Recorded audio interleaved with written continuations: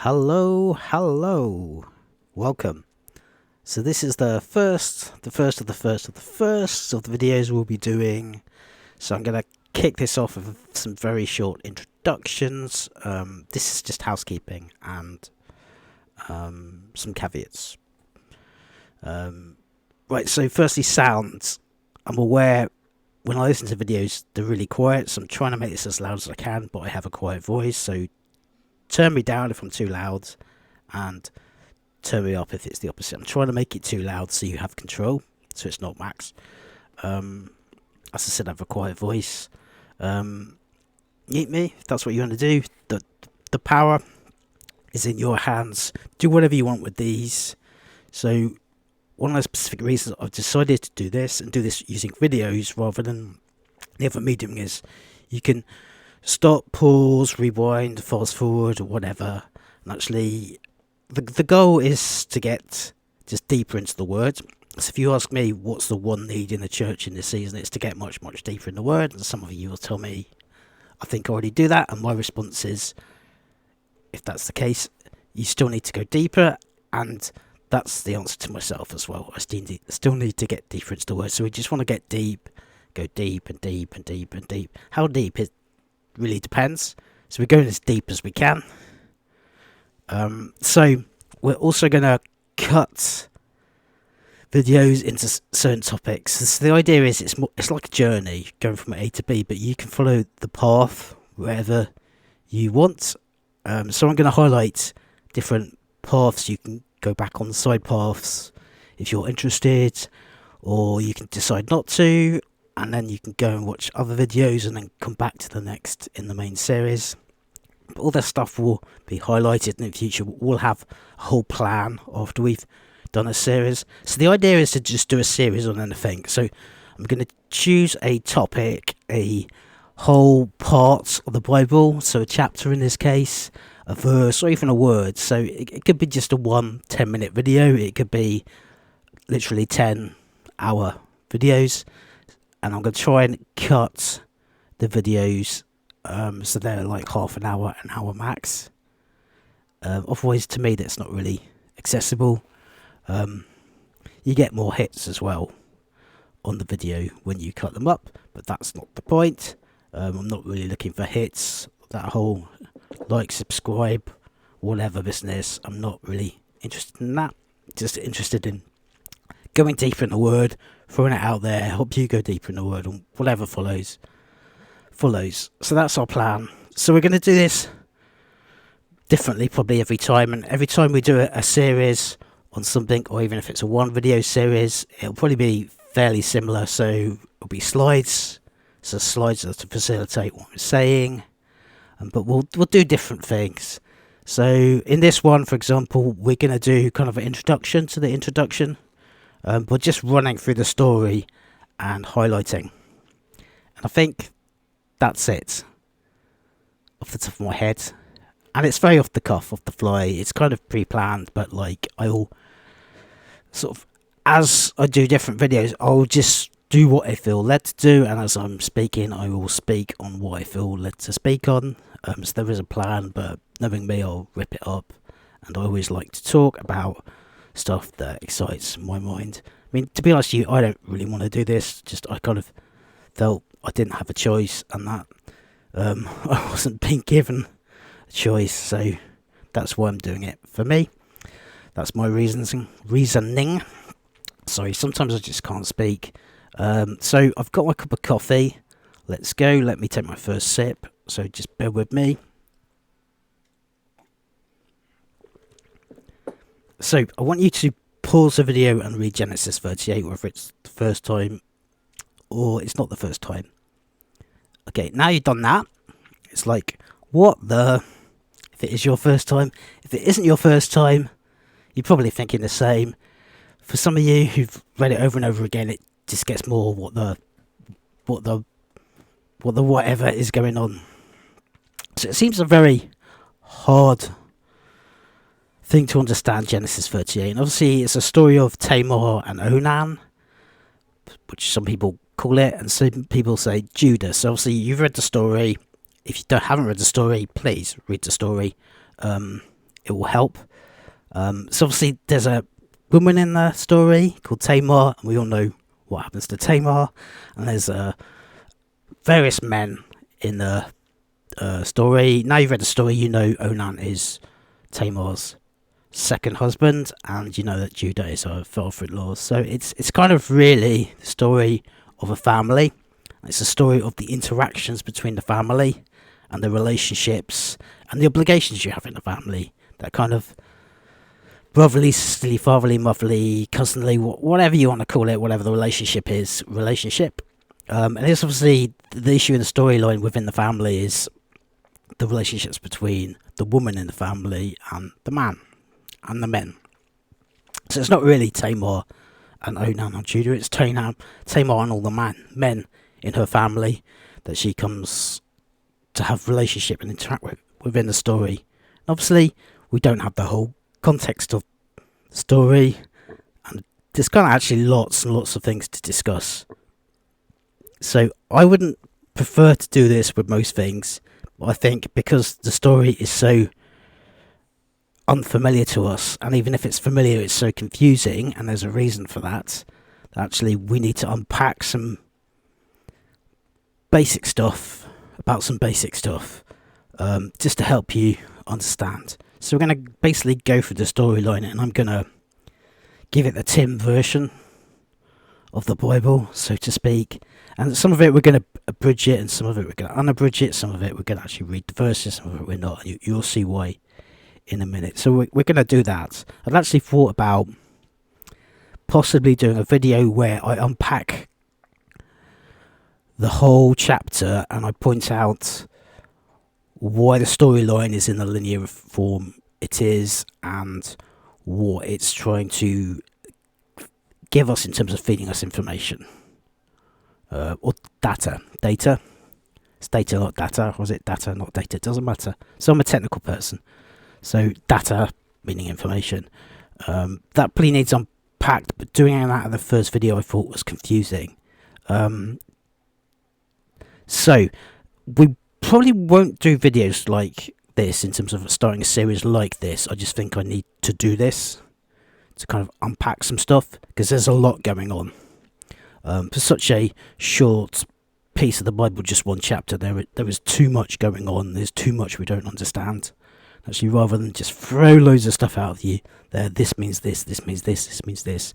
And the beauty of what I said before about splitting the videos up into kind of thematic topics, so to speak, is we can just go deeper and deeper and deeper, which basically is the goal. So this is what we're doing. So we're just going to read through it one more time, but without reading through it. And I'm just going to really explain some things which you probably can't see. Why can I see them? Because I've been taught them. So I'm passing on that knowledge. So it's not like I'm knowledgeable and you're not. I just know things because of my experiences, and you're the same. And it's the opposite for both of us. So let's just go through it and see. And I'm going to split this into two parts. So the reason I'm doing that is, as I said, there's loads of things we can learn from that, and we can just kind of throw it out there. So I tend to see things very differently from most people, and it's not like I'm right or I'm wrong or someone else can be right or wrong. I just think my take on things in terms of perspective particularly can be a little unique, and that I tend to not do what everyone else is doing. That's just the way it is. That's not a goal. That's just the way it is. So I'm going to go through this and just take whatever you want to take out of it. Some of it's not going to be very deep. Some of it's going to be fairly shallow, but we're going to go deeper into this. And then when we've done this, what we'll do is we'll kind of do a review, but we'll actually go deeper into what we've said. And I actually think it kind of, if you want to follow it kind of minute for minute, and you want to unpack it by not skipping, it kind of helps to do that. So one thing I would suggest is, if you like this, if you like what I'm doing, and you kind of want to go on this journey with me, because we're kind of in this journey together, the first thing you should do, I would recommend, is to actually at some point Maybe let it soak in for a bit, maybe a day, maybe a week. It's up to you. I'm not going to tell you, but like, go over the video again from this point here. Okay, so the first thing I think is confusing, and we're not going to read these verses 1 to 4, is we read it from a cultural perspective, and this word's going to come up a lot in this next hour or so, and in the next video, and probably in following videos. So obviously culture then is a big thing. So there's this guy called Jeff Benner, who is a bit of an expert at biblical Hebrew, and he says what we're taught in terms of the Bible is, and I'm generalizing what he's saying here, but he's basically saying the same thing, is we're taught context is the key. But when it comes to Hebrew, so we're obviously reading Hebrew here, we're just going to unpack that word Hebrew in a minute. We're reading Hebrew, so it's culture. So the big thing about Hebrew is it's a very alien culture to us. So there are things, and there's actually lots going on in this, which seems to us culturally irrelevant, and actually we might stop and think that's weird, but there's far more going on culturally speaking than actually we even pick up. So a lot of it we don't even think that's weird because we don't see it, and it's the culture thing. So when I say Hebrew, what do I mean? It's a language, it's from its own culture. Everything is from its own culture. Now Hebrew in particular is from a Eastern culture. If you looked at kind of Israel now, sort of Jewish culture, you could be forgiven for thinking it's ultimately Western. It's what you're seeing as a Western culture. What you're witnessing is a Western culture, because what you're witnessing is true. But at its roots, and in its biblical roots, and even in Jesus' day, it's very Eastern ways of thinking.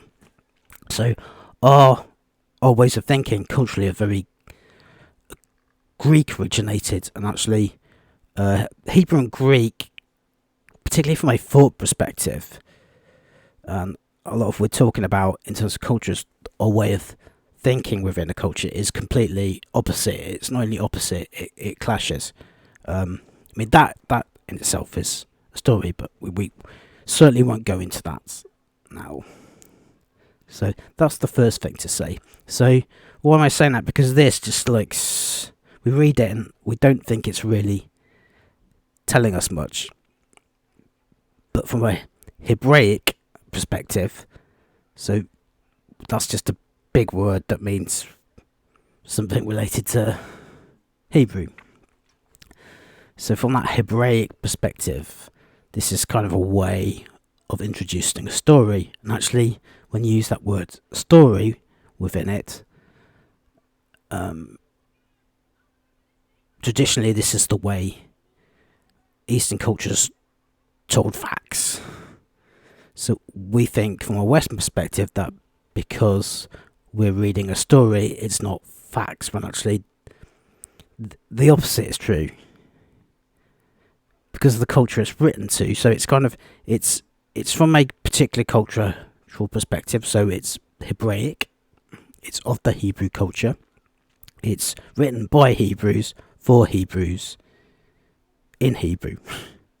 So if we don't understand all that cultural thing, we're gonna miss, and actually we missed lots. And I think that's not the point I'd make about this chapter, but it's probably one of the other key points, maybe second, third, or fourth. I'd put it maybe off the top of my head second, in terms of actually understanding the whole chapter and understanding what's going on, and therefore what God is saying. So what they tend to do is introduce stories. And again, if we go rewind on what I said, stories. So the metaphor from an Eastern perspective is in the story, and the story itself. I mean, the story itself interprets what the metaphor in the story is. You can't change it, or you come up with another metaphor because it's a mechanical process. Now, I don't know whether that's particularly 100% true for Eastern culture, full stop. There are obviously some cultures where that's not quite the case. That would be sound to my mind, but then I wouldn't know. But particularly Hebrew, it is. So the metaphor is in the story when we were talking about abstract thinking, which actually isn't a Greek idea, because Eastern culture had its own thoughts and methods of abstract thinking, which were very different from a Greek way of abstract thinking. So the abstract meaning and the metaphor within the passage, within the chapter, is in the passage, so to speak. It's just like, because of this cultural thing, we don't see it. So one of the ways they did is they talked about people and places. So this would seem, again, as I said, irrelevant, and you just got lots of names and lots of pieces. Now we're going to do a specific video on that, because that not only relates to something in Hebrew, it's part of the way Hebrew is designed to communicate itself. In this context, because we're reading the Bible, communicate truth. So if we don't understand that, we don't see it, and if we don't see it, we don't get that truth, because we're not interpreting the text like the text wants to be interpreted. And again, we go back to the point of why is that? A simple question, because it's Hebrew and not English in origin. What we have in English is a translation. Now the translation might be 100%, it might not, but it's losing its cultural perspective, and it's partly losing its meaning anyway, but because it's losing its cultural perspective, it's losing its meaning. So we've got to think about all this stuff. Actually, the stuff I'm talking about is fundamentally very simple to understand the premise of it, but obviously that would apply to pretty much the whole Old Testament. So what is it that we miss when we're reading this in the names? So names have meaning, and we're going to do a separate video on this, so we're not going to go into it. So already from that perspective, I read the first 4 verses and it's already telling me what the story is. So again, you need that.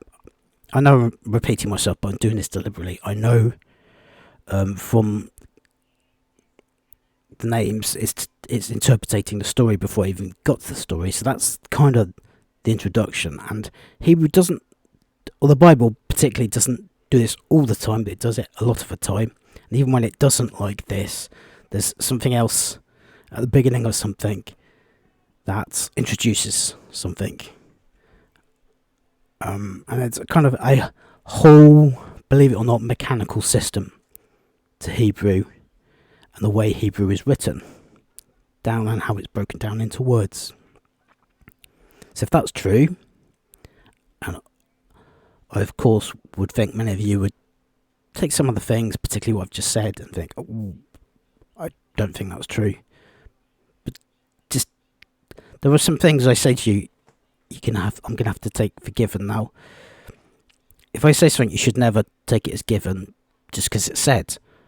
In this context, we're not going deeper into it in this video. We're going to go deeper into it in another video. So just pause that thought. So obviously that's a debate itself. So what am I getting from this?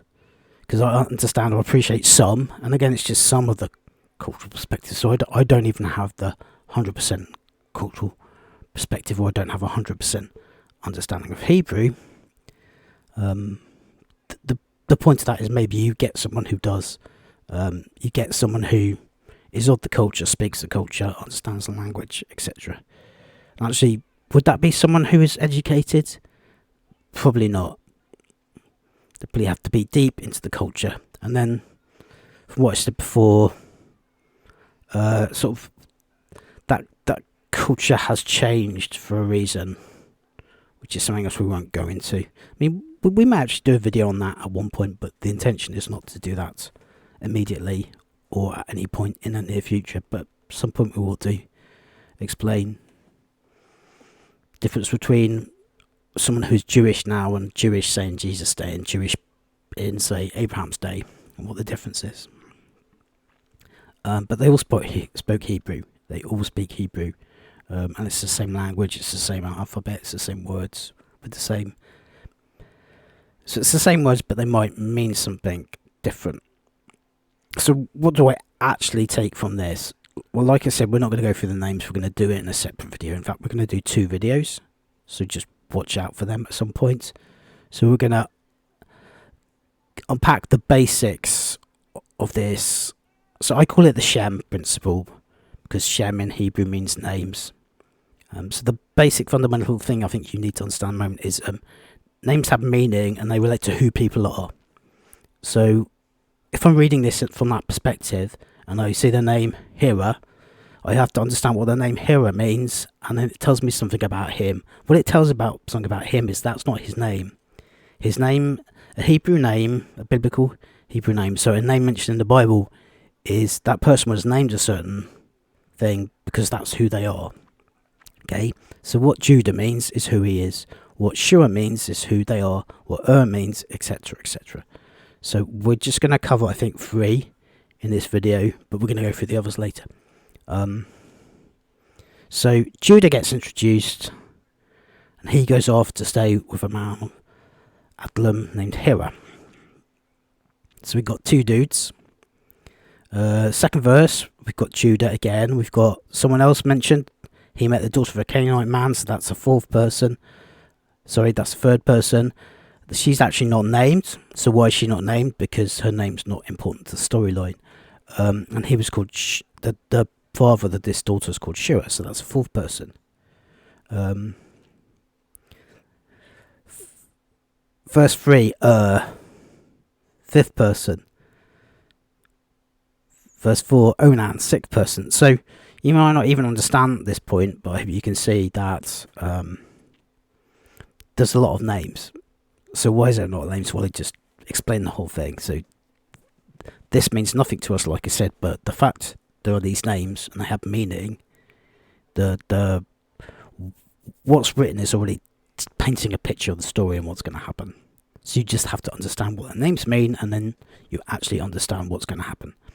So let's cover a few of them. So Judah basically is going somewhere. So I would tend to think, okay, Judah, we know kind of where Judah comes from. We kind of know his general story. And actually, let's pause there. This is put in the middle of the story of Joseph, which just seems bizarre from kind of our own cultural perspective. So after this, there's nothing more said about most of the people in this chapter. There's a few people I mentioned once or twice, but the story's not continued. We don't know what happens after that. And then what happens after in the Bible is the story of Joseph just continues. So it looks dumped, but it's placed actually very carefully. And actually the cultural understanding of that, I probably wouldn't even begin to be able to fathom that anything more than something shallow. Hence why I'm not going to talk about it. But it's odd. But that's why it's odd. That it's not odd at all. It's just odd to us. And that's what this cultural difference means. Odd to us doesn't mean odd. And it certainly doesn't mean odd biblically in its original context. So you've got all these names. So Judah's on the journey. And we kind of know, as I said, where he's come from. We don't know where he's going to. But this is how he's getting there. So he went down. So I presume that's a literal down. So he goes south from where he and his brothers and his family are. So he leaves his brother and family. And actually, culturally, he's leaving his home, going into another cultural environment. So this dude seems like his friend. So again, it states where he's from, which is odd. Why would it say a man of Adullam? Because it's not just people names, but it's place names that are important. Hence, Canaanite man. So not only have we got all these names, more names than there are verses, we've got 2 other place names thrown in. So there's a lot of information here. As I said, we're going to unpack that later. Because we don't really need to unpack it to understand the storyline. We just need to understand the storyline. So in a way, what we do is we use the 2 to give meaning to each other. So we read the story, try and understand it, understand the names, try and understand, do they match? Are they interwoven? Is there something that contradicts? Maybe if there is, maybe we haven't got the full meaning of something. Maybe we've got the meaning wrong. So this is what this is. So Judah goes off, then he meets a daughter of a Canaanite man. So the text doesn't say where he's going, but I presume what it's basically saying without actually saying it, and Hebrew does this a lot actually. When you get deeper into this, you understand Hebrew does this a lot. So the Bible obviously does it a lot. This is the way they wrote stuff, things, stories, whatever label you want to put on that. So presume because he's going to stay with this man Adullam, and he meets someone who's a Canaanite. Presume Hera is a Canaanite, so he's his friend. That tells you something. And his wife, this woman's, he says he marries her and they basically have sex. That's what it says. So I know we have a taboo around that. Just drop the taboo for now. That's what I would at least advise. So, yeah. I mean, basically, let's not get into a discussion about this, but the Bible is basically very frank with what it's trying to say and what it's talking about and the language it uses. Although we have our taboos, and the world has its own taboos about the church, and the Bible itself has no taboos about anything, really. It tells you black and white what it thinks about stuff. So presumably, going back to the point, he's leaving his culture and going to a Canaanite culture, and we all know what that means. We all know what the Bible thinks about that. So he marries her. So I think he's actually violating something that God later tells the Israelites they're not to do. But anyway, they get married. That's the culture. No promiscuity.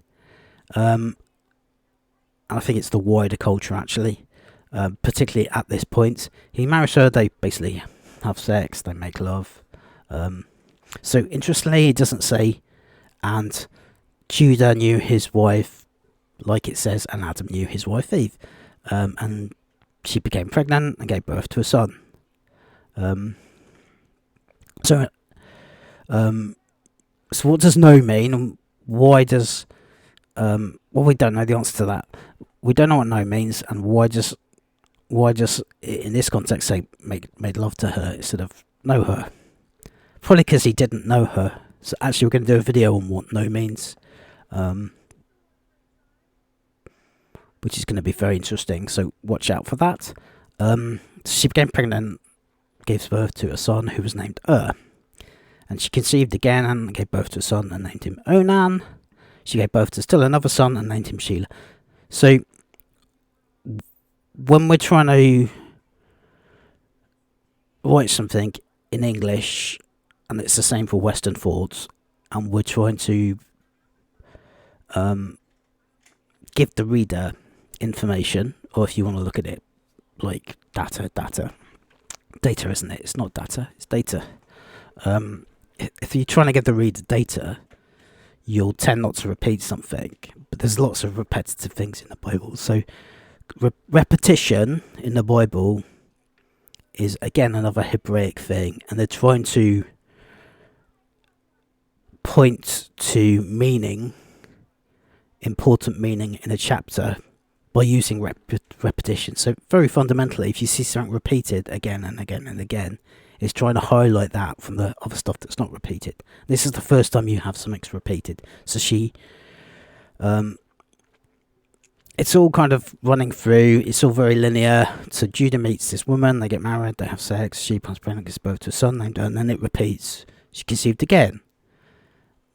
She has a son named Onan. Now, probably if this was written from a Western cultural background, it would say this happened and Judah had 3 sons, and it would just list them. And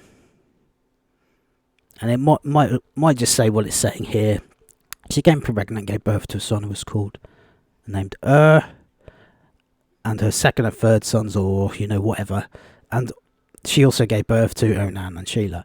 But it's repeating the whole thing. So the reason it's repeating the whole thing again is because it's trying to highlight something. So the issue it's trying to highlight literally is a man meets a woman. they have sex, she becomes pregnant and gives birth to a son. So they're all sons. So that repeats 3 times. So that is important to the context of the storyline. So naturally you would just miss that, but that's what's going on. So Judah, actually, let's go back to this name thing, means praise the Lord. So this thing called transliteration. We'll do a video at some point. What transliteration means? It literally means you take something you don't understand from one language. So in this case, the name Judah, and you've got to translate it into, in this case, English. How would you do that?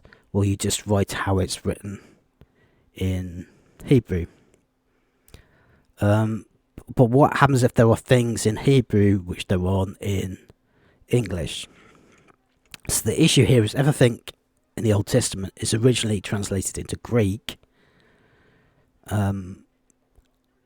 before it's translated into anything else. So actually, his name's Judah. I mean, this is the funny thing about this whole naming thing. His name's Judah, that's his name. Well, his name's not Judah, it's Yehuda. So there's no Y in Greek. So there's a Y in English, but because the English is translated from the Greek, it's kept the J, because there is a J. So there's a J in Greek, there's not a J in Hebrew, there's a Y in Hebrew, which is Yehuda, but there's not a Y in Greek. So Yehuda becomes Judah. So that is what we call a transliteration. So his name in Hebrew, and all names in Hebrew are often spelled a little bit differently.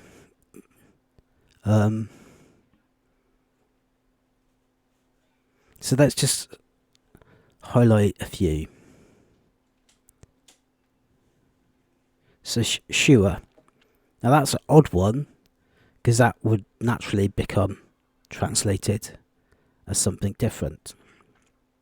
We're going a little off the point here, but if you can best bear with me. So Shua, do we know anyone in the Bible with the name Shua? No. But yes.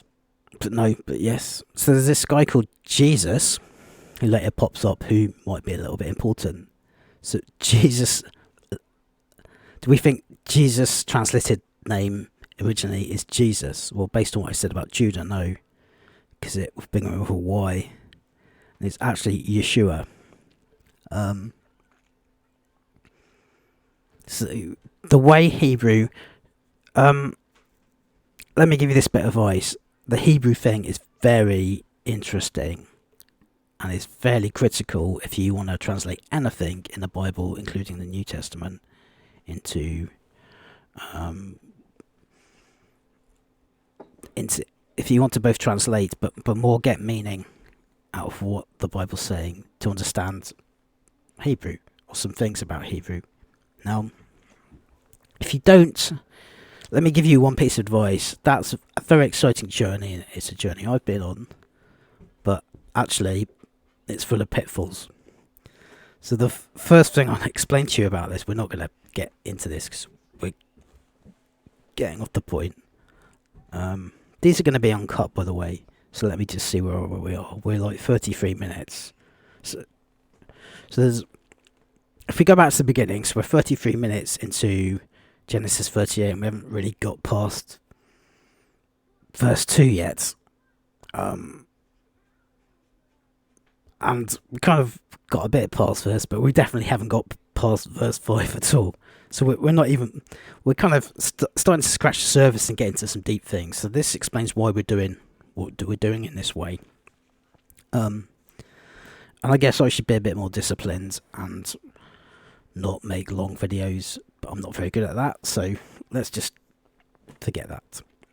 So going back to what I was saying, so the first bit of advice I give you about understanding Hebrew is you have a word, and you have words in English like plurals and singular and ings and stuff like that. So in Hebrew they're called suffixes because they're added onto the end of the words. But there's also a thing called prefixes, which a lot of English words don't have. There's very few words. So you take a word like declassified, its prefix is D. Available, unavailable. So English does have its prefixes and its suffixes, but not very many.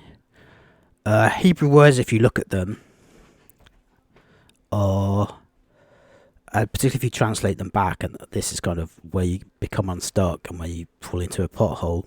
This is from my own personal experience, is you look at a word and you're like, what does that word mean? Generally speaking, if you look at a Hebrew word, it either has 2 or 3 letters, so it's what we call a root word. Now the root word in Hebrew means sheresh, so it has a sheresh, and if it's got more than 2 or 3 words, so it's more than a root word. So I'm using this language deliberately, but I'm not explaining it, so just bear that in mind. As you can see, there's a lot to explain, particularly culturally, particularly of just the Hebrew language. I'm kind of labouring that point, but again, that's deliberate.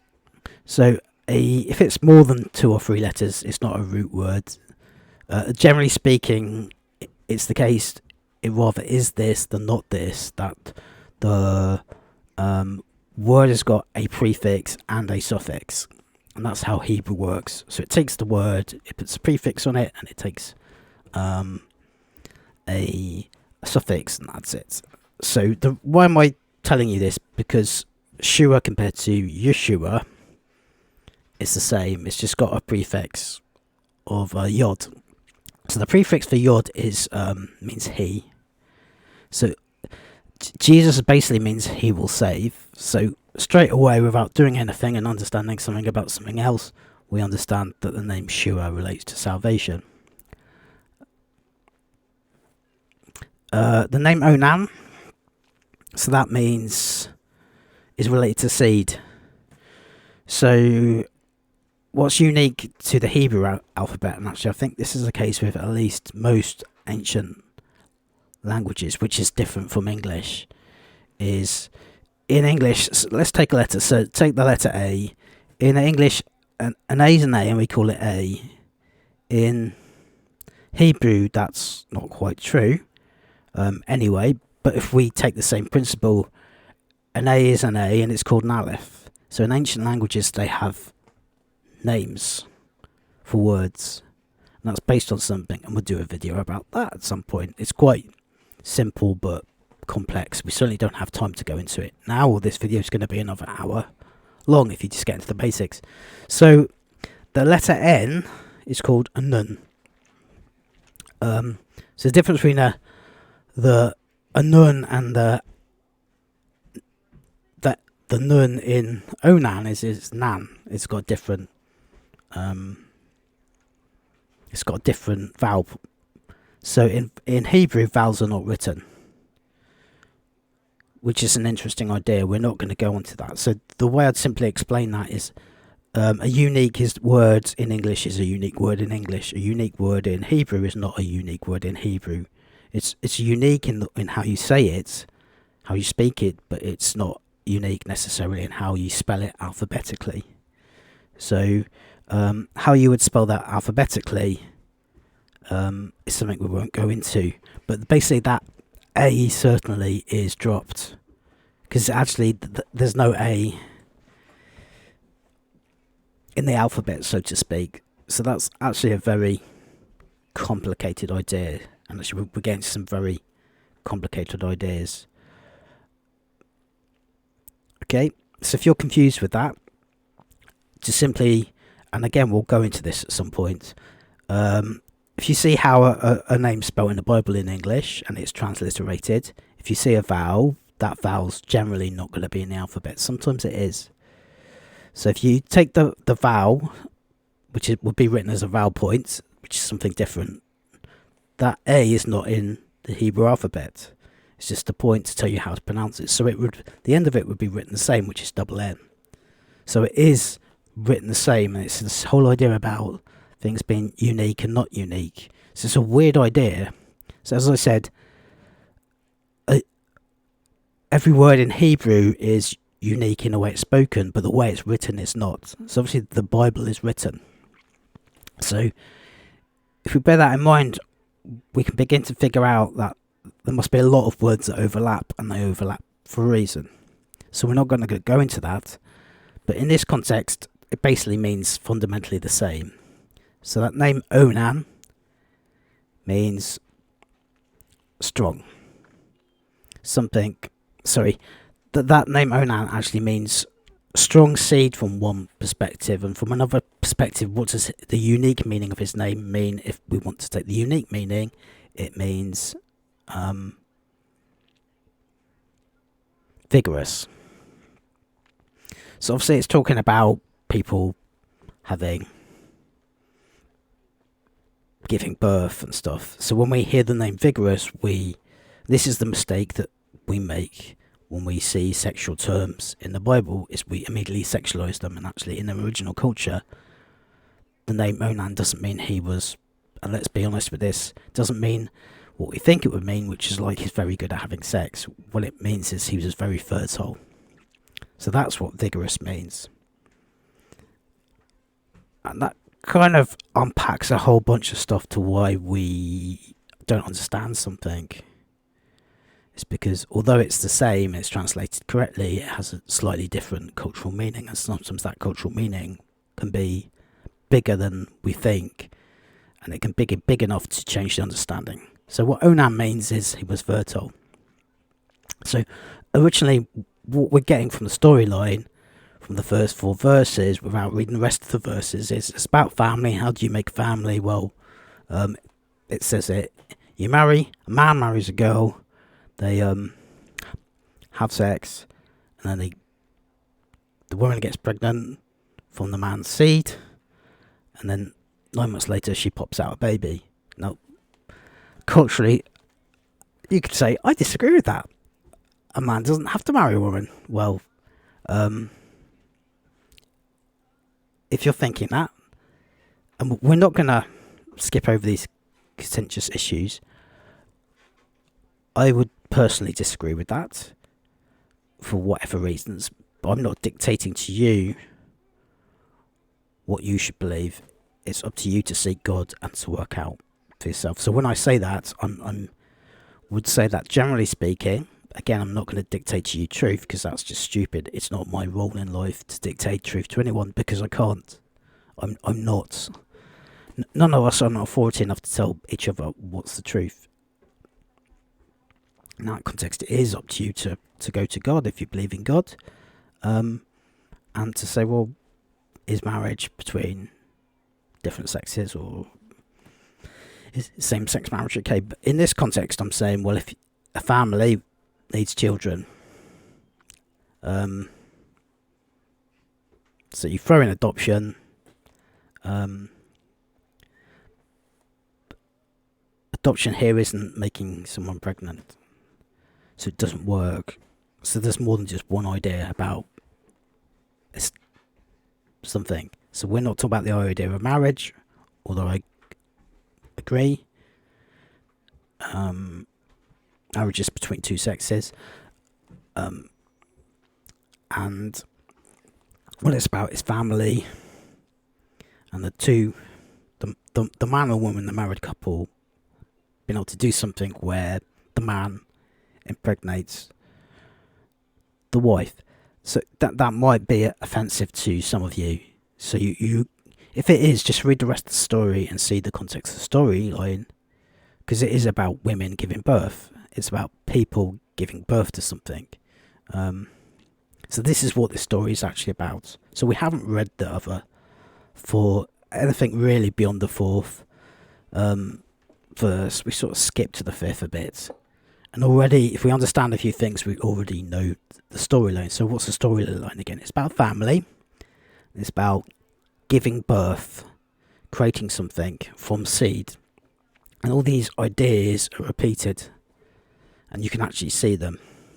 So this is something Hebrew does. There's a meaning, underlying meaning in the meaning, which is not specifically stated in the text, because the text doesn't need to state it, because naturally you need to do something to do something. So that's kind of what the first 4 verses are saying. I think actually we've talked far too much about the first 4 verses in introduction, but we've given you some idea of where we're going with this. But we talked long enough for the first video. So as I said at the beginning, the goal in this was to let's what we're doing is wrapping it up, is to go all the way through to